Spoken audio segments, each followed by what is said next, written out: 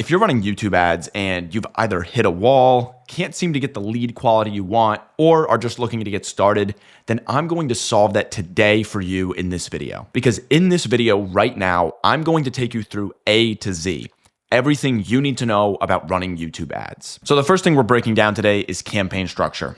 More specifically, I want to break down the campaign structure differences between the two biggest paid ad client acquisition platforms, Facebook and Google. YouTube, which is seated under Google. What you need to understand is I have many clients that come to me. They start with Facebook ads. They either perform really well or they're performing poorly, and they're looking to either add YouTube as an additional source of client acquisition, or they're looking to primarily replace their old acquisition channel of Facebook. You need to understand that the logic between these two platforms is fundamentally different.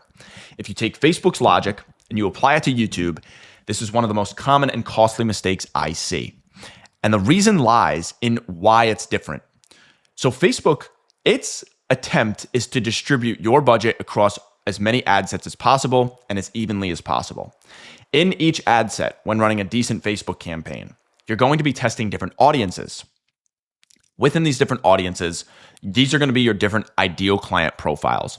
And Facebook is optimized and has been optimized to figure out who those people are and get you in front of the right people in order to get the best conversion results.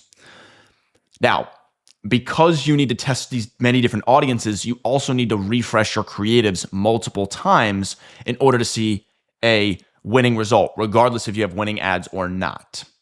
Flip this over to YouTube. YouTube concentrates all of your spend and your budget on one winner. So it's actually testing the campaign itself. It's not testing the different ad sets with the different audiences like Facebook is.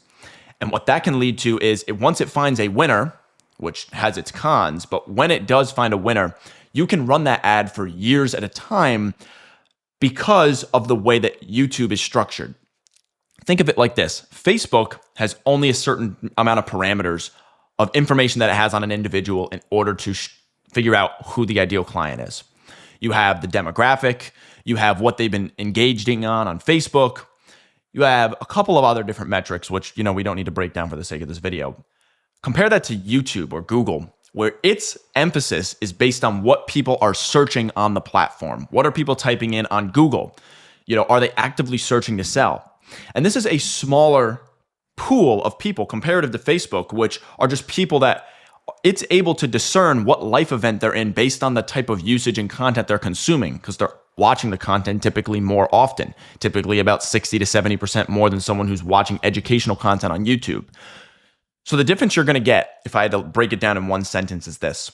With Facebook, you're going to get a wider net of people that are going to fit your ideal client profile, because there are a lot more people that aren't aware they have a problem and they need a solution for it than there are people that are actively in the solution stage searching for the answer to their problem. So you can get more leads at a cheaper cost per lead, and sometimes with an optimized campaign, better cost per closed deals, better cost per contracts, compared to something like YouTube, where in its ideal scenario, you will get the lowest cost per contract, but typically it takes a longer time to figure out what your ideal winner is. And both of them have their pros and cons, but it's just important to understand the difference when it comes to Facebook and YouTube. I don't need to get in a tangent in this, but essentially just understand the logic is different between both platforms. Now, the typical campaign structure we use with YouTube ads is one campaign with one ad group, with one ad audience, and 5 ads. Now, depending on the type of niche you're running and depending on your conversion tracking, sometimes what you'll actually do is have one campaign, one ad group, one audience, and one ad. Or one campaign and 5 ad groups, and within each ad group is one ad. It depends on how your tracking is on the back end, whether you use, let's say, Google Analytics or you have your own third-party tracking. Most of the time, for the optimal results within the Google interface, and what finds most convenient for Google, I should say, is to have 5 ads in one campaign, one ad group, and one audience. So this is what you'll want to use ideally. but sometimes you'll have to use 5 different ad groups with one ad each to figure out which ad people came from. Now, within any account, the map looks something like this. So you're typically going to have 3 to 5 different testing campaigns. These are going to be top of funnel testing campaigns, typically at $75 to $150 a day each, because that's how much it typically costs to acquire a lead. You'll have one retargeting campaign, and then you'll have one reactivation campaign. And we'll break all these down in a bit. Now, when it comes to the targeting options within YouTube, there are different types of targeting for different campaigns, different scenarios. First we'll break down is custom segments. Now, when you think of custom segments, I want you to think about search intent. You want to build audiences from what distressed sellers are searching for. So think about it like this. There's foreclosure intent, there's condition and situation, there's landlords. These are different types of audiences. And you want to build the segments or the keywords based off of the intent of each of these people. So for foreclosure, how to stop foreclosure, sell my house fast in this city, people that are in a certain condition or situation, sell house as is, no repairs, sell an inherited house. For a landlord, selling a house with tenants in it. The point is, you want to tailor what your targeting is based on the type of things that people are searching that your ideal client you would want to service is selling. Typically, the rule for this is 10 to 15 terms per segment and 1 audience type per segment. Now, another targeting type is in-market, affinity, and life events. These are more broad targeting. Essentially, what this is YouTube or Google's pre-built audiences that it thinks are the ideal people that are in the market for your service. So you can do things like real estate, moving and location, homeowners. There's something called cash for homes. All of these are relevant for in-market audiences. For affinity, you can take people that are on certain websites, so Zillow and real estate sell pages. Maybe you have competitors you can steal off of there, especially if you're running nationwide, or listing sites. Anybody who's on here, you can target that. Or life events, so people that have recently moved, people that are retiring, people that have, that are relocating due to jobs.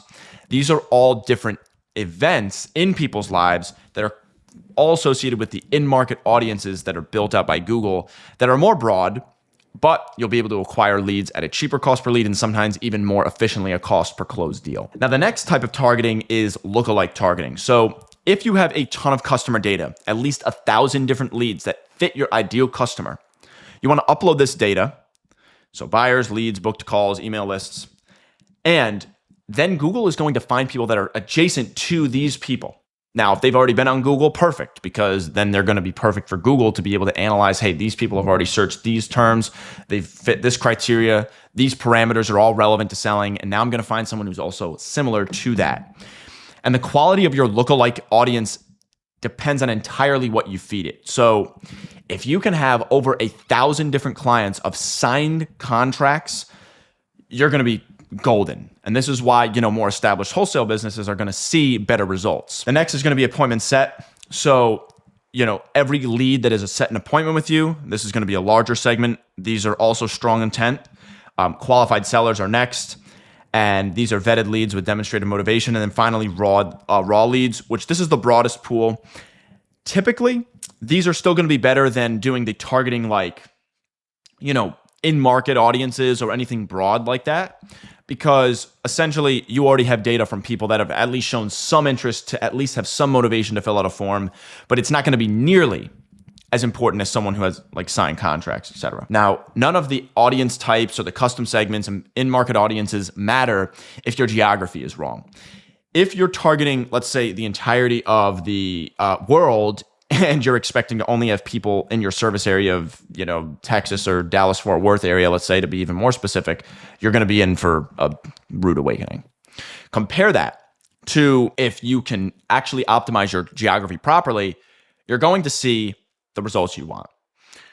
You need to know the difference between both types of geography as well, because this is important. If you have a tight geography, let's say you have an area that you're servicing that has let's say 100 to 300,000 people, you're going to want to start with a broader audience because you need enough people to give Google enough data to make educated and optimized decisions to get you the best result.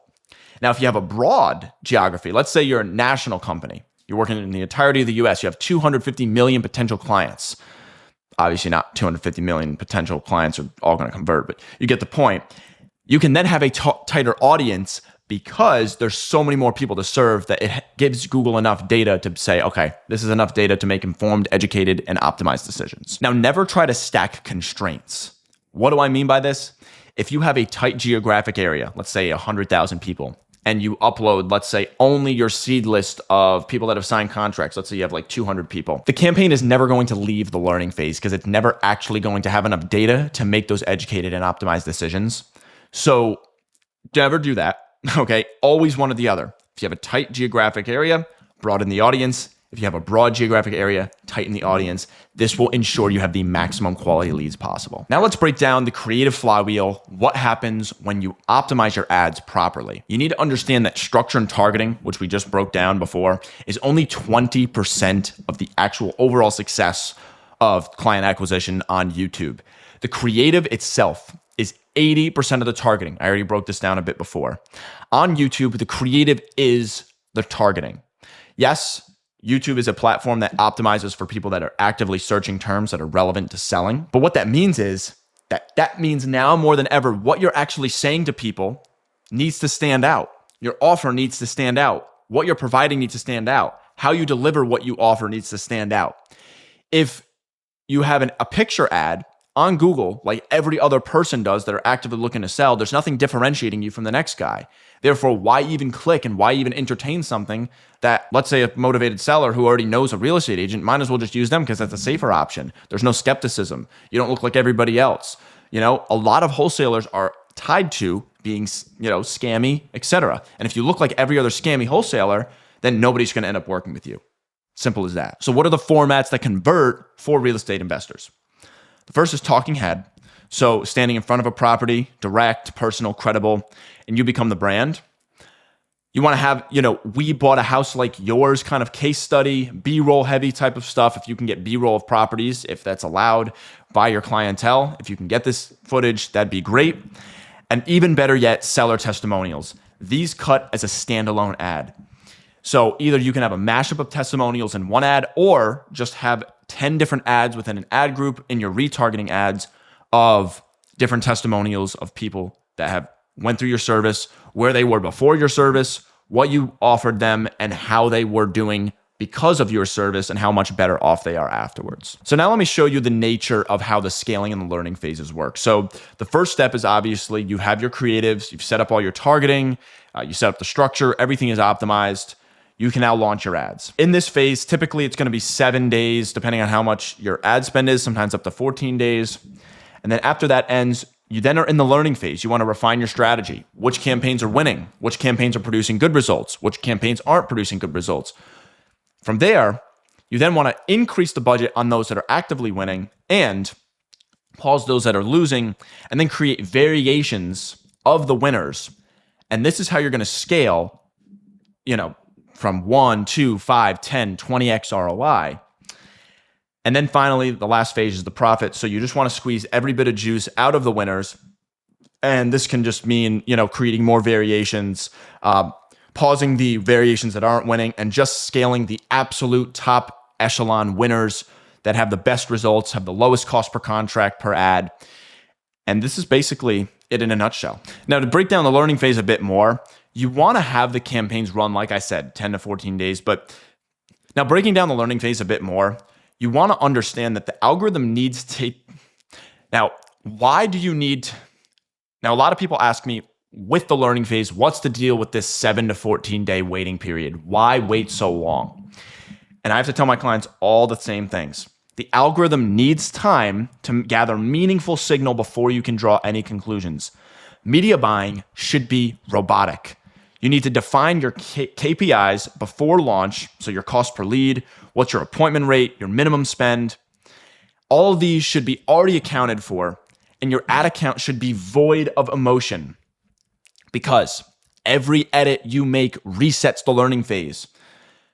If you reset the learning phase, you could risk the opportunity for the campaign to then actually just show your ads to the wrong people. And you literally waste hundreds, thousands, tens of thousands, hundreds of thousands. I mean, you shouldn't be wasting that much money, but the point is you could be wasting money when you don't have to. So to keep it simple, hands off of the campaign, no matter how uncomfortable it feels. This should be a non-emotional, void of emotion process when it comes to running your ads. The next big thing I see when it comes to wholesalers who are coming to me that are looking to move the needle forward and are running into a lot of friction is the issue of sales lag. Meaning within the first 7 to 14 days, they're looking for appointments set and contracts being signed. And if it's not, then these campaigns are failing and everything's going to shit. Not true. Okay, most sales cycles are 30 to 90 days. You can't judge contracts on day 14. The only indicator you can tell hopping out of the learning phase sometimes is the cost per lead, but the only thing you can tell is what is your video completion rate? How many people of those that are watching your ad are actually finishing the ad? And what is the click-through rate? If those metrics look good and you're running like, let's say $50 a day and you have a couple leads in the pipeline and you don't have any closed deals, that's not enough data, okay? Industry standards say that of those that submit the form on your landing page, only about 7 to 8% of them in an optimized funnel are actually going to end up converting. If you have 5 leads, what's 8% of 5, right? It's a fraction of a lead. So why are you worried about something when you're not even competing with the best brands, best wholesalers out in the game doing hundreds of thousands, millions of dollars a month, millions and tens of millions a month on acquiring new clients? You need to give the algorithm enough data.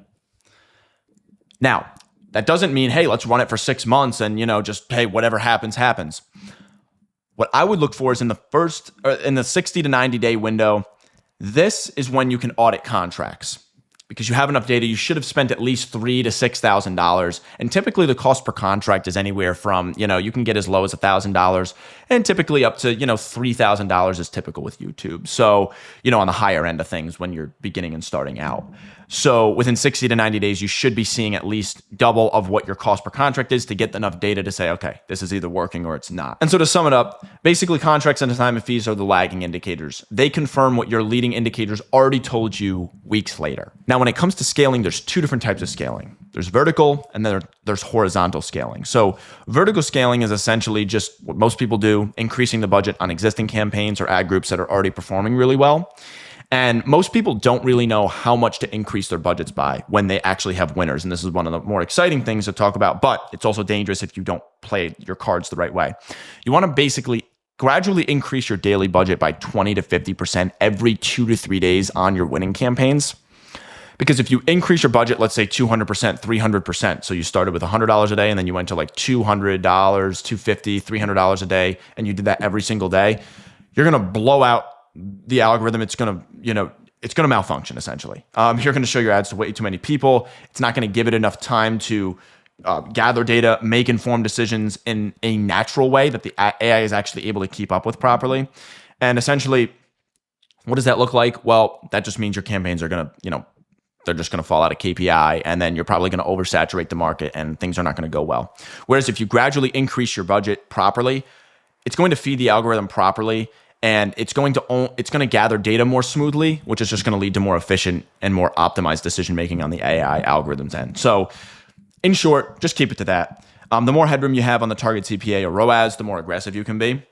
And then the other side of scaling is horizontal scaling. So this just means, let's say you have a winning campaign, you can duplicate that campaign and just change one variable in that specific winner. So let's say, the reason it was winning, let's say you were able to find out it was the hook.